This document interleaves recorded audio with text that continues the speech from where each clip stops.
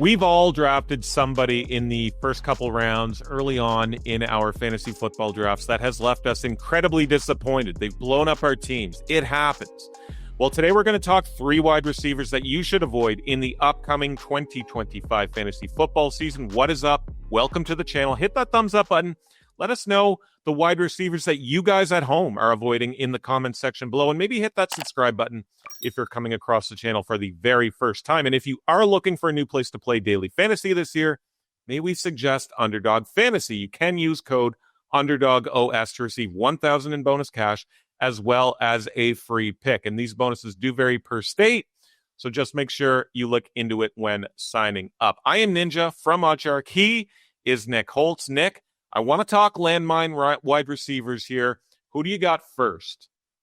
Yeah, this is a pick that I know Miami Dolphins fan, producer Steve, is going to love here. It's Tyreek Hill, guys. And honestly, he's being drafted as a top 15 wide receiver right now. But I think Tyreek Hill fantasy managers are going to be in trouble in 2025. To me, he's the definition of a high-risk pick, guys. Declining production, injury concerns, and you have age-related regression have caught up to the one-time most explosive player in football. He's now on the wrong side of 30, and I think he's going to have a tough time getting back to those heights. From week 8 to 16 last year, with Tua Tagovailoa as his quarterback, Hill was 24th in wide receiver fantasy points per game, 39th in yards per route run, and 34th in target share. He also posted the fewest receiving yards per game of his career since his rookie season at 56.4. So just a guy that I don't think is likely to bounce back heading into 2025. And at his price right now, I'm steering clear. One thing to note about Tyreek Hill is that he's actually come out and acknowledged that he has to take a bigger part in being a leader and, has talked about being a bad example with some of his issues last season, which is at the very least a step in the right direction. But yeah, Miami, the Tua injuries, they come into play here. Although I don't really mind the QB situation in Miami, as crazy as that sounds. I'm looking forward to seeing Quinn Ewers on Sundays if he does get the opportunity. 975.5 receiving yards in 2025 for Tyreek. That is over at DraftKings. So a very, very interesting number there. Who you got for number 2, Nick? My second wide receiver is another guy who used to be on top the wide receiver throne in the NFL. It's going to be Cooper Kupp. He's currently being drafted in the 7th round, but Kupp's production fell off a cliff last year. It just looks like injuries have gotten the best of the one-time receiving Triple Crown winner. Kupp's age really began to show down the stretch last season. He's the former All-Pro, hauling in just 10 receptions over his final 5 games. So now you've got Kupp leaving the Sean McVay offense that's been tailored towards him over the past few years, and he's going to catch passes from Sam Darnold instead of Matthew Stafford. So I just think it's going to be Kupp who's going to be seeing ghosts on the NFL football field this season rather than Darnold.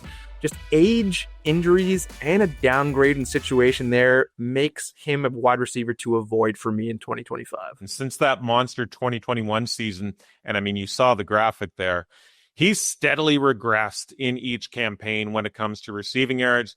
Maybe the new scenery gives him a bit of a boost, but 32 years old now, I don't know. 775.5 receiving yards is what's on the board over at DraftKings for Cooper Kupp. As we said before, use code UnderdogOS to get your sign-up bonus for Underdog, or if you're looking for another DFS option, check out our reviews for DraftKings Pick 6 and DFS, as well as Dabble in the description below. All right, Nick, who is wide receiver number 3 on your list? Another receiver I'm avoiding this year is Saints wideout Chris Olave. And I understand that this guy's a little bit younger than Kupp and Tyreek Hill, but he enters 2025 with arguably the worst quarterbacking situation in the league, to be honest with you.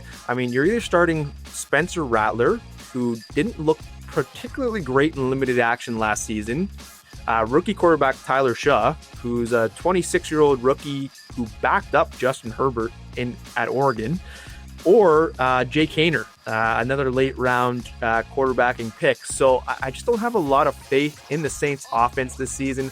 I think they're going to be way worse than last year under Clint Kubiak. It's just a really, really tough situation there overall.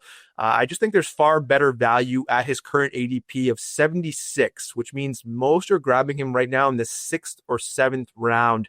He's also been a huge injury risk in his career. Suffered his 4th concussion on a brutal hospital ball from Derek Carr, to be honest with you, last year. And that caused him to miss the final 9 games. That's also the 5th concussion since the beginning of his college career. So he may only be 25, is uber talented. I just think there's far better value to be had in that 6th, 7th round area. The Saints are a dumpster fire, so I'm staying all the way away from New Orleans this season. Yeah, talk about an elite or borderline elite talent that needs a change of scenery. It is definitely Chris Olave. Like you mentioned, that the whole situation in New Orleans is dire, let alone a QB.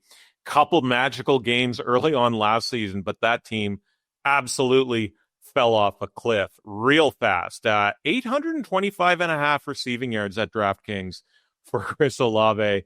It is just such a terrible situation. I gotta say, I like the under there as much as I like. I am in the under there for sure. That's 100%. Way too high for me. Do what you can to tread lightly in 2025 and don't draft these wide receivers too high. Nick, thank you so much.